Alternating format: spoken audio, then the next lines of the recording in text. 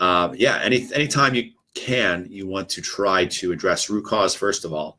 And if a natural remedy, I think, as long as the problem is not an emergency or a dire situation, if you have sepsis or you have some type of bacterial infection that could lead to heart valve damage, get the antibiotic, go see a doctor, go to the ER if you have to, go to your family doc. Modern medicine is pretty amazing. It's pretty amazing all the stuff that we can do. We can actually break body parts completely. The heart, forget it, we'll put a new one in. And it's just amazing that we can do all that stuff. We have the technology. I'm not against modern medicine. I'm not afraid of it. I think we depend on it too much and we jump to it too quickly. So we were always taught in chiropractic college, you go from least invasive to most invasive. So least invasive to me is using remedies or like adjusting your lifestyle. I mean, that's not very invasive. It has very low chance of side effects. A lot of times it doesn't cost you anything, getting proper amount of sleep. So working your way up through there to maybe taking, make sure you get proper nutrients, because if lack of nutrients are leading to an issue, getting the proper nutrients isn't only going to solve that one issue that you're dealing with, but probably dozens of other issues as well.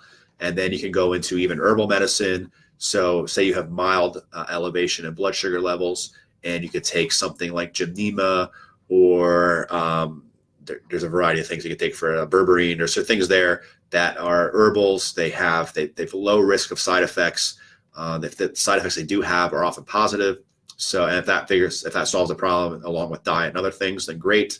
And then, okay, if you're still having issues, you have high blood pressure, your blood sugar is just way too high, and it's becoming at a point where it could be causing damage. Well, then go on the meds and get it figured out. Go on the meds and then come up with a plan to get off the meds eventually. That's the other thing too. I think doctors and patients, they jump too quickly to medicines, to modern medicine, including medications, and then they rely too heavily on them long-term with no plan to get off them. And I always tell people, if you're ever put on a blood pressure pill or a pill for diabetes, the next question should be, all right, doc, we're going to do this short-term. What's the plan to get off of this?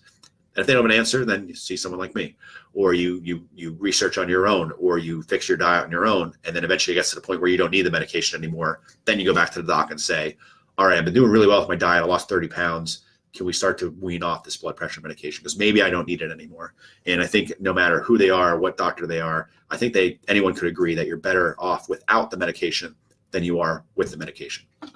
So good question. That was more of a statement, or not really a question, but still good conversation.